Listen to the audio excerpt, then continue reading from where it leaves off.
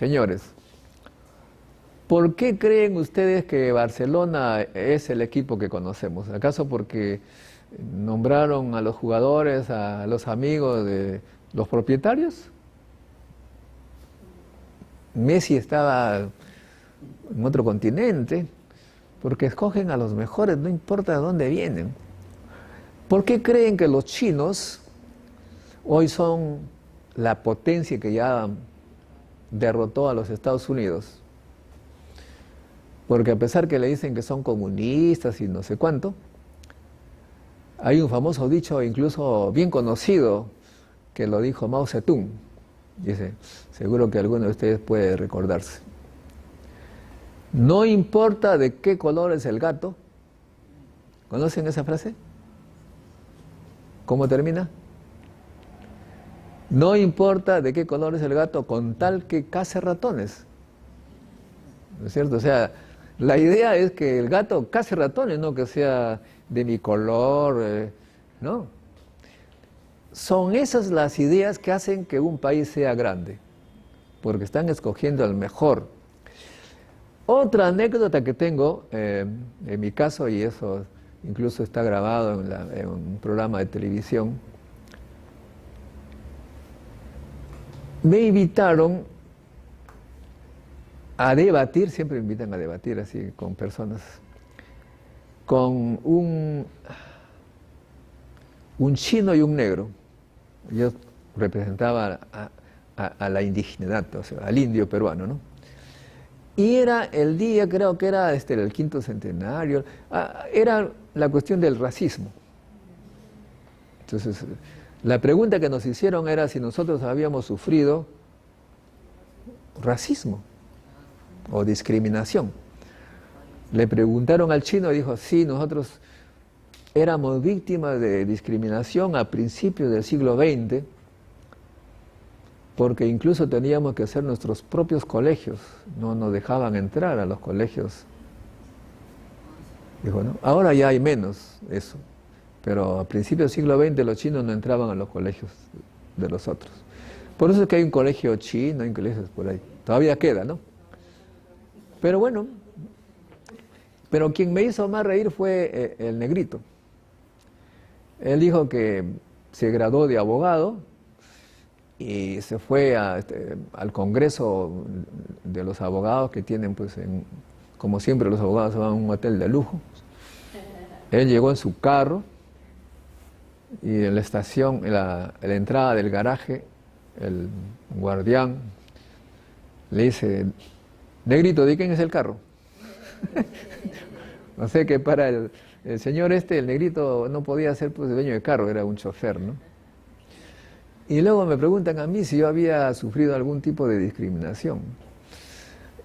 Y le dije, bueno, no sé por qué me han invitado, yo nunca he recibido discriminación.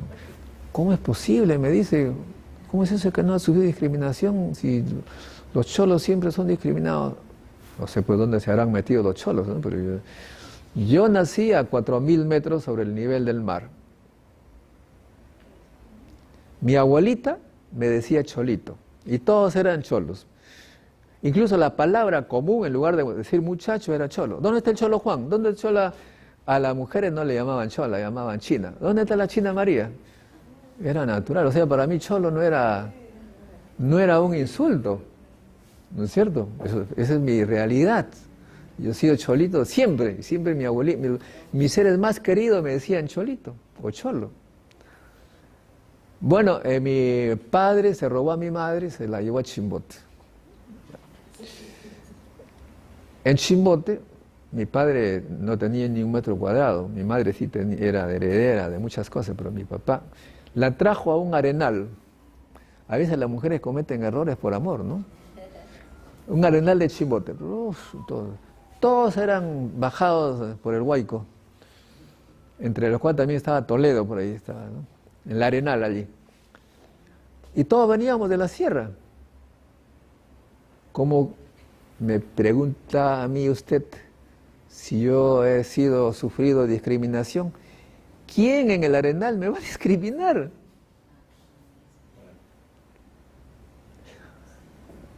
Y luego le digo, mi padre, para que yo sea lo más rápidamente productivo, me puso un colegio técnico. O sea, técnico es para no ir a la universidad, sino para estudiar un oficio. Yo soy técnico electricista.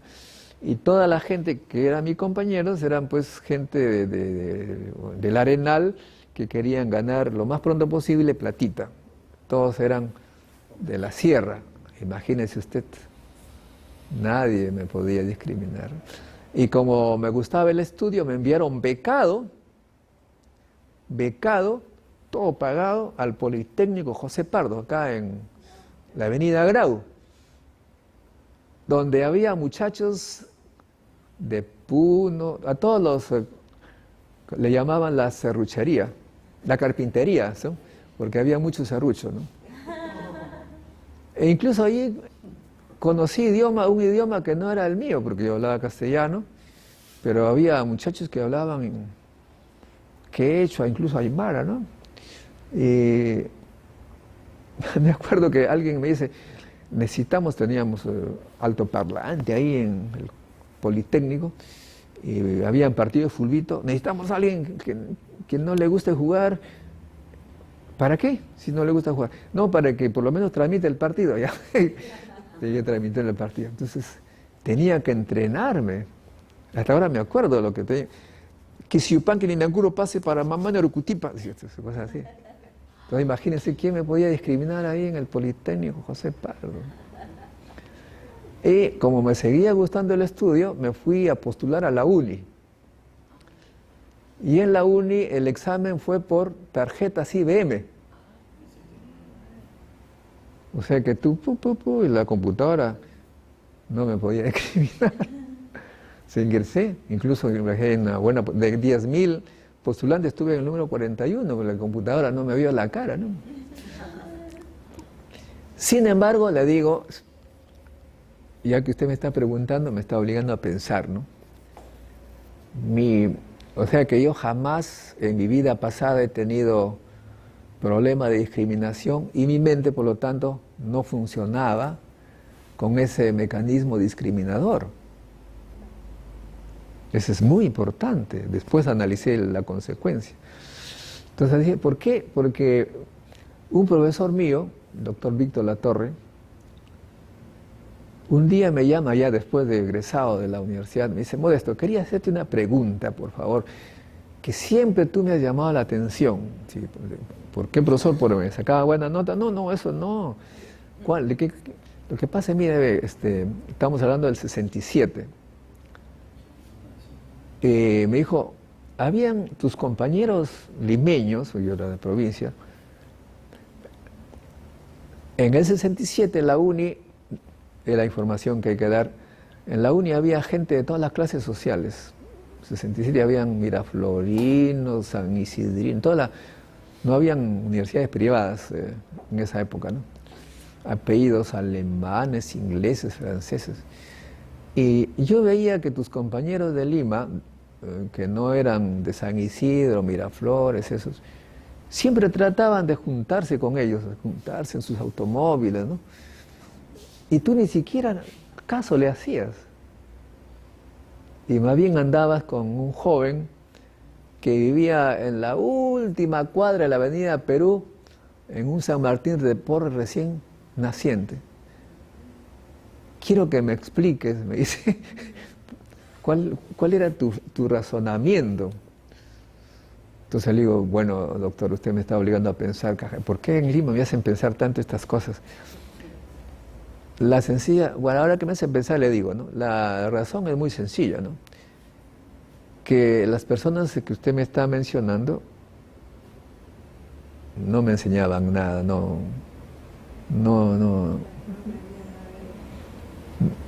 colaboraban con mi vida, no tenían ninguna atracción, mientras que el joven que usted señala, Víctor Coronel, mi mejor amigo, era el que había ingresado el año anterior en el primer lugar del examen de admisión.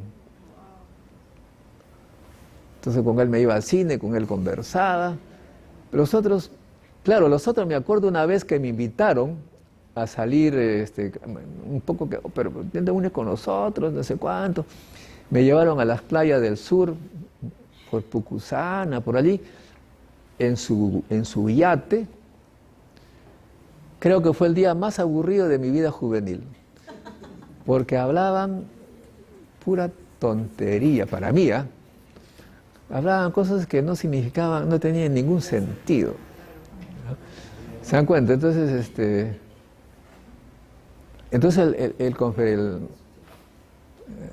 el conductor me dice, o sea, que usted piensa que no hay racismo en el Perú. No, no, yo no he dicho eso, le digo, porque después he observado efectivamente que hay un racismo que hace mucho daño al Perú. Por ejemplo, me dice, por ejemplo, le digo, mira, cuando tú ves el desfile militar, los marinos, estamos hablando de esa época, parecen de otro país, parecen ingleses, franceses, italianos. Sí, sí. Y esa es la razón, le dije, ahí viene la parte polémica, esa es la razón por la que no hemos ganado ni una guerra, dije, ni una guerra. Porque imagínese, le dije, imagínese, si nosotros tuviéramos una selección de fútbol elegida con ese criterio de los apellidos que les estoy señalando, no le ganaríamos ni a los arequipeños, con perdón, los arequipeños, ¿no? O sea, si eligiéramos a la selección de algo de la manera como se elige a los marinos, no iríamos a ninguna parte. Regreso a mi trabajo, que era el Instituto Peruano de Energía Nuclear, y me llama el presidente del IPEN. No me llamó él, subió a mi oficina. Él era el presidente, almirante de la Marina. Muy famoso y muy admirado, el almirante Dubois Gervasi. Famoso porque dice que le había puesto un abrigo al presidente Belaúnde cuando él era oficial joven, llevándolo a la prisión de aquí de la playa, de la isla esta. Bueno, fue ministro de Industria en la época militar, me parece. Dice, doctor Montoya, le he escuchado ayer hablando cosas que me parecen muy mal. Le digo, ¿cuál? Usted dice que en la Marina hay racismo, que ahí la gente entra por los apellidos. Pensé que me iba a decir que eso era falso, ¿no? Para que usted sepa, yo he estudiado en Colonia, en Italia, o sea que quería decir que también él tenía formación. Le digo, yo estoy hablando de la mayoría, con todo respeto, ¿no? Bueno, pero eso viene al caso de que nuestro país no va a funcionar de ninguna manera si hacemos este análisis científico, porque aquí no es cuestiones de subjetividad, si no eliges a los mejores y solamente te dedicas a elegir a los amigos, a los partidarios, a los familiares, no estás eligiendo a los mejores para dirigir al país, y si no eliges a los mejores, no vas a tener un mejor país. Es tan obvio como eso, de modo que tenemos que cambiar. Todo este tipo de reflexiones deben dar lugar a investigaciones más profundas de cualquiera de ustedes, ¿no es cierto? Y también hacer análisis de la realidad de manera crítica y decir que nosotros, los padres de familia, también nos hemos dejado, no el que habla, porque como ya le dije, no he tenido ese problema, pero sí he leído cosas que me hacen pensar, ¿no? Por ejemplo, José María Arguedas, él sufría mucho porque sufrió discriminación. Siendo él blanco, la hacían vivir con la empleada, y la empleada era vejada, era insultada, y él identificaba a esta señora como su madre, entonces él se sentía agredido, por lo tanto terminó con grandes problemas que finalmente, como ustedes saben, se suicidó. Conozco yo casos, no voy a ir en detalles, pero sí les digo los hechos, no los nombres, como se dice el milagro, pero no. Una familia muy acomodada, muy reconocida en el Perú, de esos empresarios grandes, que estaban siempre en cócteles, ¿no? Siempre en cócteles. Tenían un niño que la dejaban con la empleada. Y el niño obviamente se encariñó con la empleada, pues, consideraba que era la mamá. Y cuando regresaban los padres, como todas esas gentes así, vejaban a la muchacha, le gritaban. Hoy se ve en la televisión cómo se trata a la gente que se considera inferior, entre comillas, ¿no?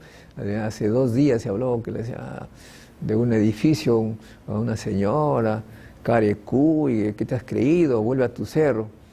Ese tipo de cosas que muestran ignorancia, ¿no?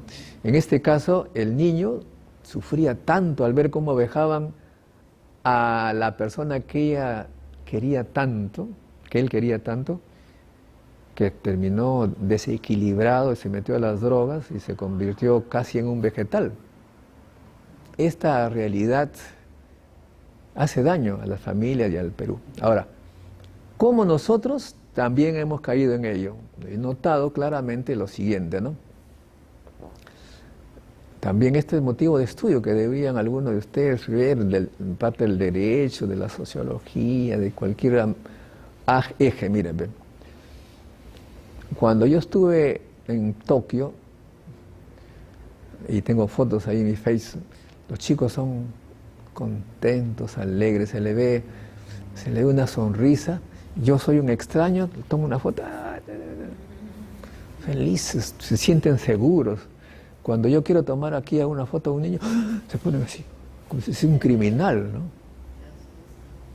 Una cosa impresionante. Y tengo ahí la foto, no sé si lo podré mostrar. Los chicos japoneses tomados por Modesto Montoya. Nosotros estamos en un país, nos hemos creado así. Ahora, ¿por qué? ¿Por qué hay discriminación? Nosotros mismos hemos caído en ello. ¿Cómo? En Japón, los niños, desde chiquitos, los padres los aman, como todos los padres, ahí no hay diferencia, y le dicen, eres el niño más bonito del mundo, qué bonito, qué rico, todo inteligente, un dios el niño. Cuando le dicen qué bonito todo el tiempo, se sienten bien. Y acá también las mamás le dicen lo mismo a los hijos. La diferencia empieza después. Cuando el niño tiene 4 años, entonces, pero sin embargo las madres japonesas nunca cambian de versión, siempre le dicen lo mismo. Pero las mamás peruanas, ustedes como madres tienen que analizar y me van a contar si lo que yo digo es mentira, pero yo lo he observado. Están caminando con sus hijitos y de repente ven el cine o la televisión o un afiche de Saga Falabella, por ejemplo, con la masa, con una niña rubia ahí al lado. Dice, mira, qué bonita mujer, qué bonita bebé. Le dan todas las características de la bebita, que es linda, ¿no? Una peruana normal, digamos, promedio. Pero allá no, nunca hay esa. Entonces, ¿qué pasa cuando el niño japonés tiene 4 años, ya tiene sentido de la belleza, los valores, y se mira en el espejo, que le han dicho que siempre es bello? ¿Qué descubre él? A ver, dígame. Se viene a su mente la imagen que su mamá dijo que era bonita. ¿Y él qué dice? ¿Cuál es su conclusión? ¿Ve? Ahí está. Lo que dijo nuestra amiga comprueba mi teoría. Dice, no era cierto. ¿Por qué dice que no era cierto? No, pues ahí está, ¿ve? Por eso le digo, nosotros estamos fregados todos. Estamos fregados. ¿Ve? Usted lo ha demostrado y no me extraña.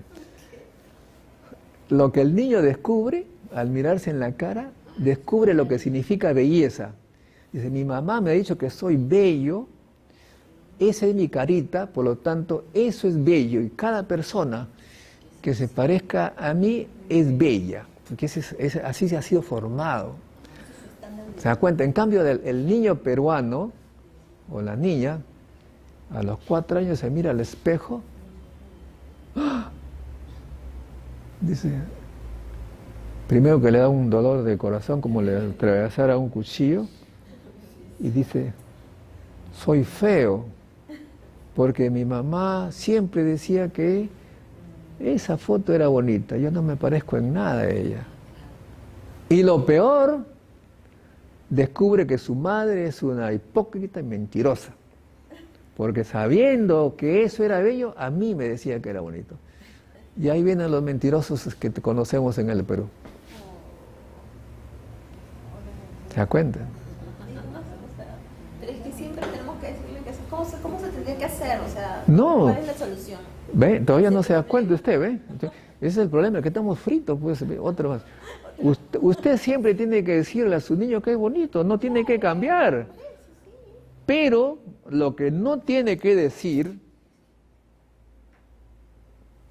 que esa foto, esa mujer que no es de Perú, que no se parece a nosotros, es bonita. Porque ahí usted está entrando en contradicción, ¿se da cuenta? Ese tipo de investigación hay que hacer. Entonces, ¿por qué los japoneses, los chinos viven orgullosos? Porque no hay contradicción. Nosotros somos un pueblo colonizado mentalmente, nos han fregado la mente. Me acuerdo haber sido invitado a un congreso en Santa Fe, Estados Unidos, y me asignaron un hotel Inn de lujo. Entonces yo llego al hotel, creo que me he equivocado, digo, porque era un hotel, el edificio era de barro, tarrajeado a la mano, así como si que se así. Ni siquiera a la mano, así, arriba, boleado, así. ¿Qué es eso, ese hotel? ¿Será acá? Pero la dirección coincidía. Entré y era efectivamente el hotel, tenía todas las modernidades, computadoras, tenía de todo. ¿Y por qué tienen esa? No, son los edificios de nuestros ancestros. Esta es la belleza de los antiguos norteamericanos. Respetamos el espíritu ancestral. Me fui a ver la tierra de mis padres, una casa, la plaza de armas, con tejas, ¿no? Y de repente un edificio ahí, un edificio moderno, entre comillas, de cemento con vidrio, me parece que me habían plantado un puñal en el corazón de una virgen. O sea que te rompen por este complejo de querer,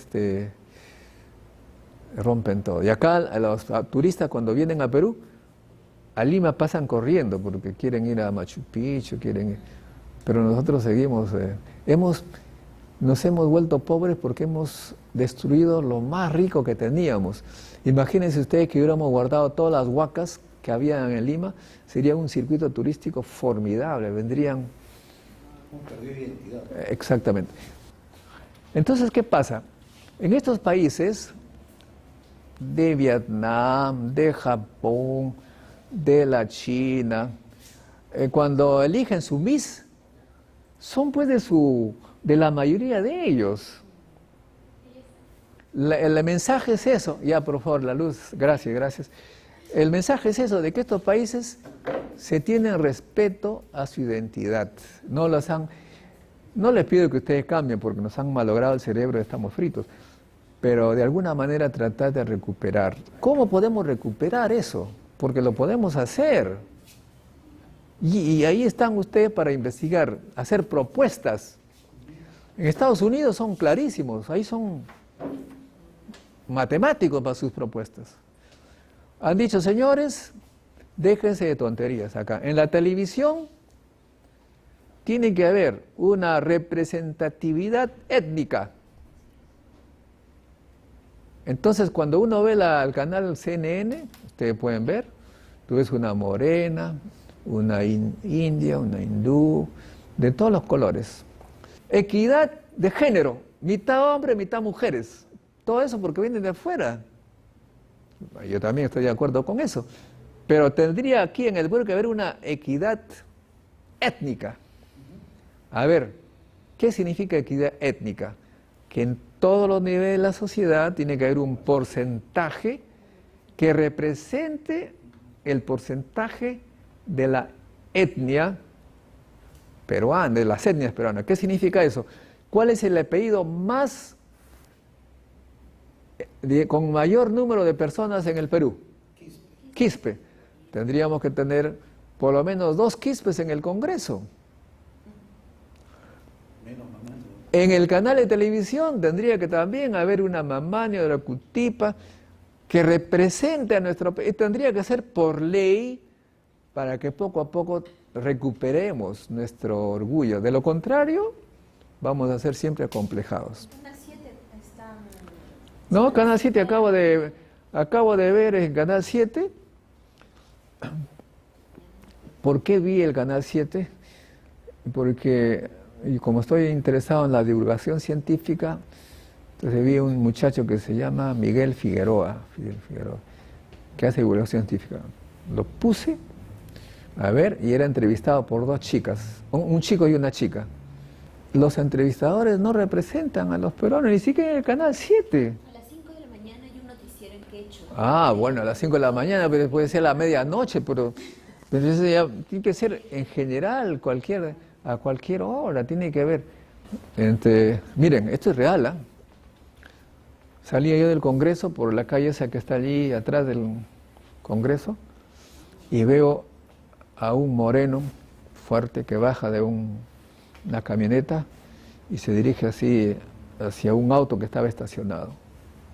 Entonces me llamó la atención porque venía con el ceño fruncido. ¿Qué le pasó? Y entonces le dice al chofer que estaba en el auto estacionado: a ver, repite lo que has dicho. Y el que estaba adentro dice: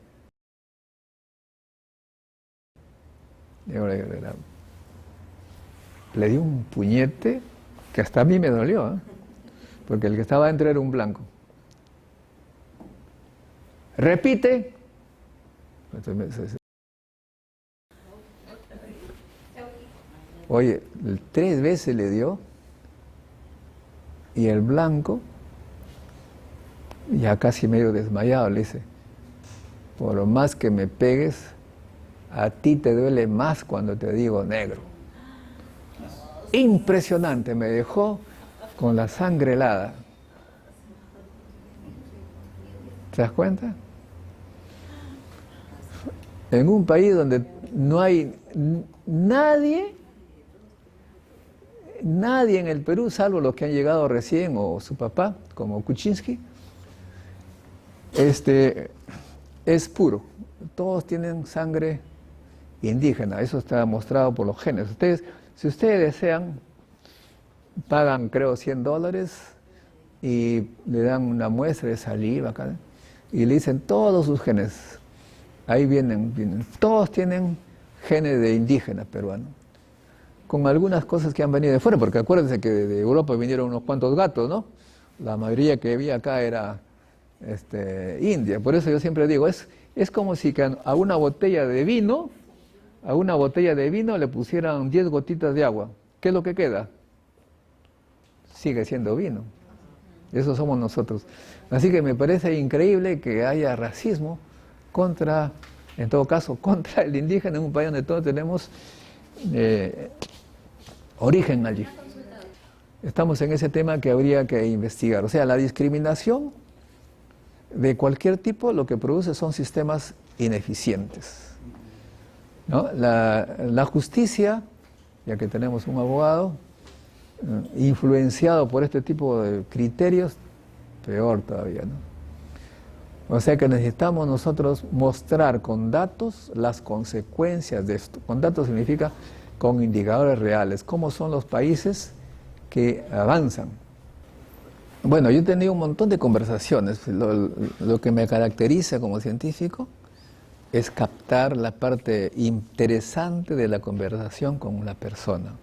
El espíritu investigador es eso, porque tú conversas con tanta gente y luego te olvidas, como si que no hubiera habido información. Ustedes tienen que estar atentos.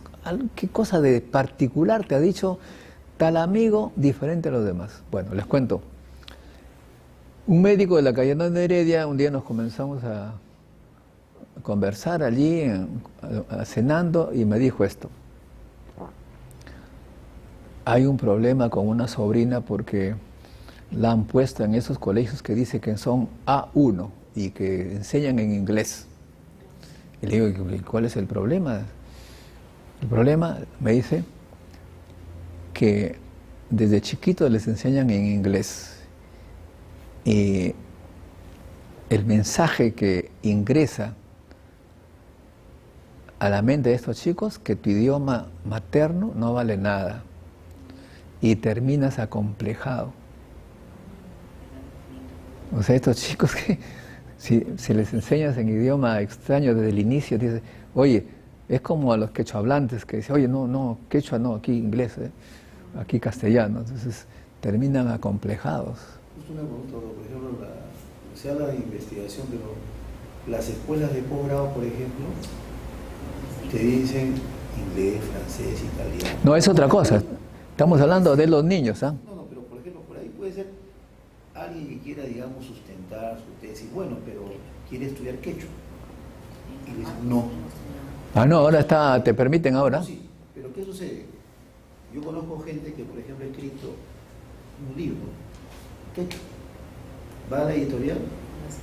No, de eso estamos hablando, pues. Esa situación, De eso estamos hablando, o sea que empezamos desde niños, si te hacen sentir que tu idioma no vale nada, entonces tú vienes acomplejado. Depende también algunos que se rebelan. Ahora les voy a dar un ejemplo interesantísimo.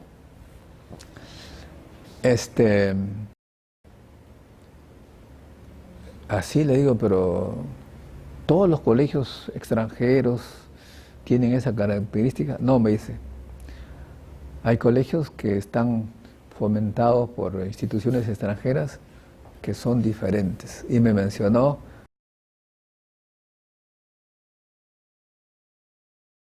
las chicas y los chicos son tratados de igual manera, se aprenden en castellano, pero lo otro lo toman como un idioma secundario. Y dice que, por ejemplo, cuando hay estas actuaciones para el ballet, ¿ah? Vamos a ser el grupo de ballet. A ver, ¿quién quiere?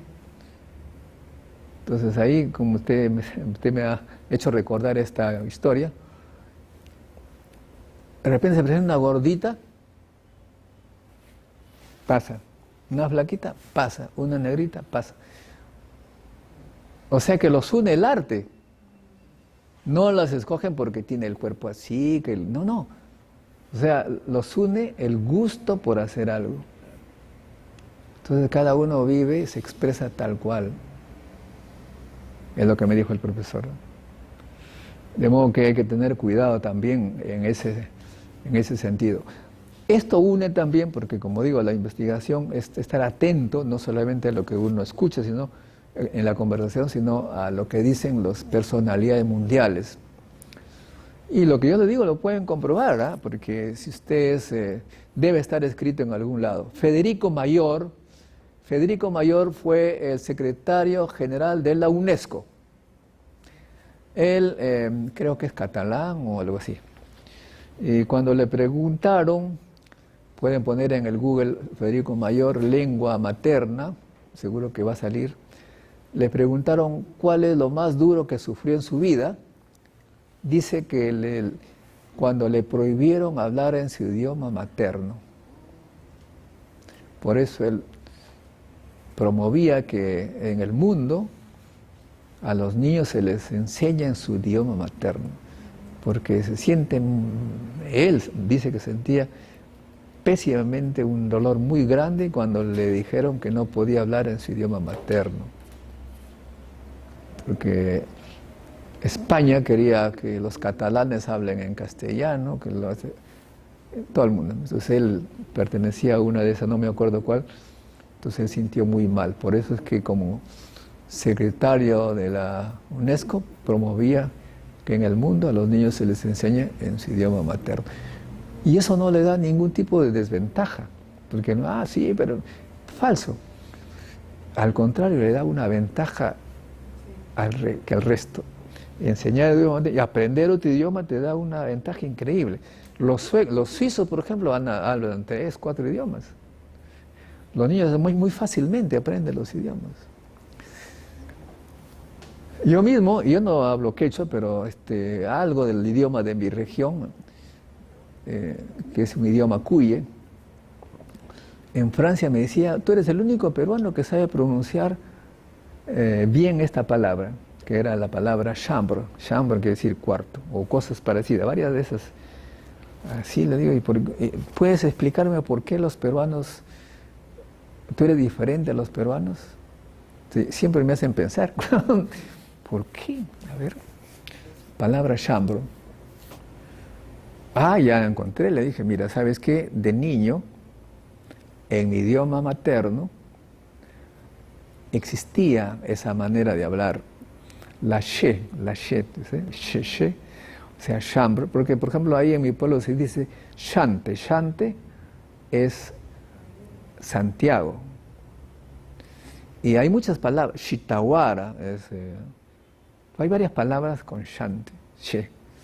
En cambio acá en Lima no. Entonces los peruanos decían allá en París, en lugar de chambre, decían chambre, con che. E incluso hasta ahora veo que algunos de la televisión dicen, qué bonito show. Y no es show, es show. Y es la fonética, es una fonética de los Andes. Y como eso, el saber tu idioma materno te da más posibilidad de hablar mejor otros idiomas. Y a ti te dicen lo contrario.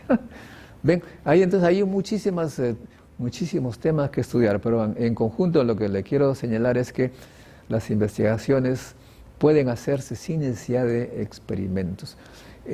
Y por supuesto también hay que decirlo que la genética, que es un estudio de los genes, nos ha enseñado tantas cosas extraordinarias que hacían que, por ejemplo, mi abuelo, más bien, un poquito que exagerando la nota, me quería más bien dar a entender que nosotros éramos superiores a todos. ¿Cómo así? Porque solamente una parte les digo, ¿no? O sea, ustedes saben que en los años 50, yo nací el 49, en Perú había la mayoría de los curas, o digamos un buen número en todo caso, de curas era español. Acá mismo, cuando vine acá a Lima, iba a Miraflores, el cura era español, San Isidro español, Barranco un cura español. Fui al Cusco a, ¿cómo se llama este pueblito? Chincheros, un español, cura. Pero a mi pueblo también llegó un español. Pero este español trajo un monaguillo, un sacristán le llamaban, negrito, no sé dónde lo trajo, ¿no? Entonces, abuelito, le dije, mira ese señor blanco, y ha traído un negro. ¿Cómo es posible que existan así tan blanco, tan negro? Hijo, me dice, el hombre es como el pan. Algunos salen demasiado temprano del horno, otros demasiado tarde, nosotros hemos salido a punto. Ese tipo de frase me decía, eso y otras, ¿no? O si no, acuérdense que, que yo les he dicho que nací a 3.500 metros. Ustedes ven a mi página y buscan las fotos que tomo. Las nubes es un mar de nubes, así, un mar de nubes, como se ve a veces del avión, se ve eso, ¿no? Tú estás parado y ves entonces mi abuelo se ponía, decía, mira hijo, hacía sus brazos de manera solemne. Es el submundo, me decía, como quien habla del subterráneo, ese es el submundo, mira. Es la oscuridad. Aunque no creas, ahí hay gente que vive en ese submundo. Y nosotros tenemos la luz. A uno lo hacía sentir superior, o sea, todas sus enseñanzas eran para hacernos sentir superhombre, claro. Después tuve que bajarme, ¿no? Porque y después decía, bueno, hay tantas cosas, pero lo importante es que ese tipo de cosas tenemos que investigarlo, porque creo yo que es muy importante para la vida. Ahora, en lo que respecta a la ciencia misma, ¿qué cosa es la definición de ciencia? Es el conocimiento de cosas, y la investigación es conocer cosas que no se han visto antes, que no se conocen, es descubrir cosas nuevas, que no tiene por qué ser numérico, medible, simplemente tiene que tener algo de novedoso y que te permita interpretar la naturaleza, que sea esta física, química, psicológica, etcétera, etcétera. Y eso nos va a también servir a ser muy cuidadosos con nuestros prejuicios y sobre todo con nuestros hijos, ¿no? Tengo otra anécdota, no es anécdota, es una historia real que la leí, de una pareja de esposos que tenía 2 hijos. Uno de ellos malcriado, no obedecía, no saludaba, rebelde, se portaba muy mal cuando llegaba a casa. Y otro de ellos, como le llaman, un amor de persona, tranquilita, así, no decía nada, respetuoso, se acostaba, una paz. Entonces ellos estaban preocupados por su hijo, pues, que estaba mal, tiene un problema psicológico, algo así, ¿no? Fueron al psicólogo. A ver, yo tengo que ver también al otro niño, porque el método de análisis ahora es de familia. No, pero el otro niño no tiene por qué venir porque saca buenas notas, está tranquilo, no molesta. Por más que insistió el psicólogo, no lo llevaron. Y querían que lo vean a este muchacho malcriado. A los 3 meses, el tranquilito se suicida. Y el otro ahora es normal. Y el psicólogo le dijo, bueno, yo les advertí, porque el comportamiento del niño que ustedes me decían que estaba malcriado, era un comportamiento normal de la adolescencia. En cambio, el comportamiento del otro que tenía por ahí la misma edad, no era normal, o sea que el enfermo era el otro. ¿Te das cuenta? Entonces eso también es muy importante, ¿no? Ahora bien, para terminar esta parte que me parece fundamental, en el espíritu científico es deshacerse de lo que hemos recibido como educación y analizar las cosas pensando en las consecuencias de lo que está sucediendo. Eso siempre ha sido un poquito mi manera de ver, ¿no? Es sorprendente porque finalmente uno descubre cosas que con el tiempo favorecen al desarrollo de uno mismo y de la sociedad. Cuando llegué a Francia por primera vez en el año 1975, fui invitado por unos amigos que me hice allí a lo que le llaman allá casa secundaria. Tienen pues los franceses con cierta cantidad de plata, su casa secundaria significa pues en el campo, un valle ahí, ¿no? Alejado de la ciudad. Una casa bonita allí. Llegué, estaba mamá, papá y mi amigo, su hermana, que tenía unos 17 años, y veo que la mamá estaba arreglando camas. Pero vi que había un cuarto vacío y la mamá estaba arreglando la cama de ese cuarto vacío. Ah, señora, digo, tenemos otro invitado. Es mi hijita menor que viene. Y vi que la cama era grande. ¿Tan grande la cama para su hijita? No, es que viene con su enamorado. ¿Y qué edad tiene su enamorado? Ella tiene 15 años y su enamorado creo que tiene por ahí también. Dije, pues, yo llegando de Perú, dije, no puede ser que esté una mamá preparando la cama para que su hijita de 15 años se acueste con su enamorado de 15 años. 75. ¿Ah? En el año 75. 75. Entonces, así como usted está haciendo con los ojos, dije, uy, le digo, señora, en mi país esto sería un pecado mortal, ¿no? Me contestó lo siguiente, me dijo, acá también era así antes. Porque acuérdense que nosotros les hemos llevado a ustedes esas costumbres. Me dio vergüenza porque ellos nos trajeron la religiosidad, el catolicismo, ellos nos trajeron. Nosotros éramos así antes. lo que pasa es lo siguiente, me dice, de que nuestras niñas de 15 y por allí, y los niños llegaban a casa con una serie de enfermedades de la piel,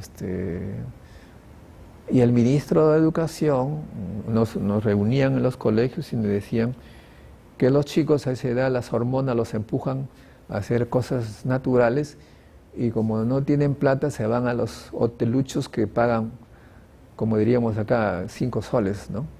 4 soles, en camas que ha sido usada pues no sé cuántas veces, ¿no? Entonces dependía de nosotros si queríamos que nuestras hijas e hijos corrieran esos riesgos permanentes o tendrían que cambiar.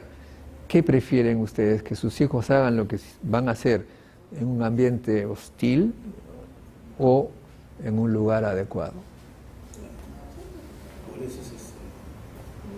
Entonces ya comprendí por qué. O sea que ellos han cambiado por la experiencia, Y luego me recordé que también leí un libro, curioso cómo es nuestro complejo, ¿no? Que dice que cuando los españoles llegaron a Perú, en el área que ahora es Trujillo, los españoles y los escribanos, ¿cómo le llaman? Los cronistas, ¿no? Escribían, decían, al ver que los antiguos peruanos de Trujillo, hombres tomaditos de la mano, o sea, eran homosexuales, ¿no? Dice que el español decía, esa es la prueba de que no son humanos.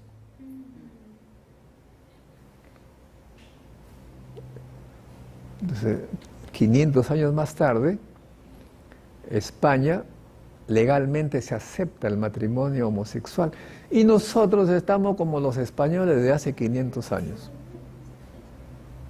O sea que estamos atrasados 500 años, porque el subdesarrollo significa haber escogido el mismo camino de otros que van avanzando y nosotros estamos atrás. Antes estábamos adelante y ahora estamos atrás. Pero es muy difícil que nos libremos de 500 años de dominación. Pero es la verdad científica. Peor aún, y ahí mi abuelo era terrible porque se peleaba con los maestros y el cura.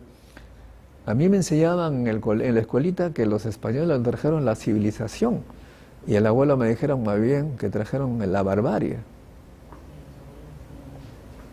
¿Por qué? Porque después me explicaba, ¿no? Hijo, me decía, aquí, y todavía lo veía en mi pueblo, algunas gentes que estaban muy pegados a la iglesia. ¿Qué pasaba cuando alguien se enfermaba de la parte originaria, andina, indígena? Los tíos, yo lo veía, ¿no? Se iban a determinados lugares del campo para traer la planta apropiada para curar al enfermo, dependiendo de la enfermedad. Los que estaban pegados a la iglesia traían al cura y morían más rápido. Yo he visto, en la internet lo pueden ver ustedes, cuadros de Europa, de la peste negra que le llamaban. Tú ves al tipo que se está muriendo ahí en el suelo, al cura, hasta el obispo están ahí. O sea, la ciencia nació acá en el Perú. Ellos aprendieron de nosotros la ciencia acá, porque nosotros, bueno, nuestros ancestros curaban la enfermedad con la farmacia, que era la farmacia natural. Acá, por ejemplo, la famosa quinina es la muestra que acá nosotros encontramos la cura a esa enfermedad terrible. Y a ellos les enseñamos que las plantas, les enseñamos la farmacia, ¿te das cuenta? Pero nosotros seguimos todavía pensando en los curas. Claro, yo no tengo nada contra los curas, pero lo que quiero decir es que nosotros somos herederos de una civilización maravillosa. Respeto a los católicos, lo que fuera, no tengo por qué no respetarlos, obviamente. Pero lo que sí me siento agredido cuando me quieren imponer sus cosas. La vez pasada tocan la puerta, salgo por la ventana, unos no católicos, pero bien vestidos, me dicen: Señor, ¿desearía usted escuchar la voz de Dios? La palabra del Señor, me dice, la palabra de Dios. Le digo: estoy conversando con Él. Se quedan así. Pero esa frase, estoy conversando con Él, es muy profunda, porque nos han traído el mensaje de que ellos vienen de alguien que habló con Dios, que nos traen el mensaje de Dios. Le digo: pero ¿y cómo le voy a creer? Eso no es científico, eso es fe. Yo soy creyente 100% en Dios, pero mi abuelo me enseñó que siendo creyente 100% en Dios, no le creo ni al cura ni a todos aquellos que quieran hablar en su nombre, porque Dios nos ha dado la capacidad biológica, mental, nos ha dado la capacidad para juzgar lo que es bueno y lo que es malo, y sabemos cómo debemos comportarnos, no necesitamos de nadie. Y generalmente cuando vienen este tipo de personas que nos quieren convencer de cosas, generalmente vienen después, que nos piden plata, que el diezmo, que hay que pagar para el matrimonio, para cuando uno se enferma, cuando uno se muere. Eso me parece que... Y encima nos quieren poner ideas políticas. Yo no estoy de acuerdo. ¿Te das cuenta? Ese tipo de cosas tenemos que saber pensar de manera científica, y la ciencia, el espíritu científico no significa ser científico, sino tener razonamientos críticos y analizar y llegar a conclusiones que nos convengan a todos. Bueno, por favor, algunas preguntas. Con respecto a la metodología que se usa actualmente en los colegios para, digamos, tratar de cambiar un poco, ¿tendría que también cambiarse ese método actual que tenemos? Bueno, mira, yo no tengo ninguna confianza en que cambien, pero deberían, sí, por supuesto. Pero lo que nosotros hacemos es conversar con los padres. Los padres tienen que darse cuenta para educar a sus hijos, sus nietos de una manera diferente, hacerlos ver la realidad y no permitir que los agredan, porque el sistema los agrede y los aplasta y eso no solamente es en el Perú. Ustedes lean las 10 estrategias de Noam Chomsky, y ahí señala que los poderosos te malogran el cerebro a través de la educación, ¿no? Y hay también un gran divulgador científico que se llama Michio Kaku, que dice él, en forma graciosa, dice: un niño es un científico que está curioseando las estrellas, está curioseando cómo son las cosas hasta los 10 años con su mamá, a los 10, pero a los 15, totalmente destruido. ¿Quién lo destruyó? La escuela, dice él. En Estados Unidos, Así que por eso nosotros acá damos cursos para padres y profesores, por lo menos tratando de salvar a nuestros hijos.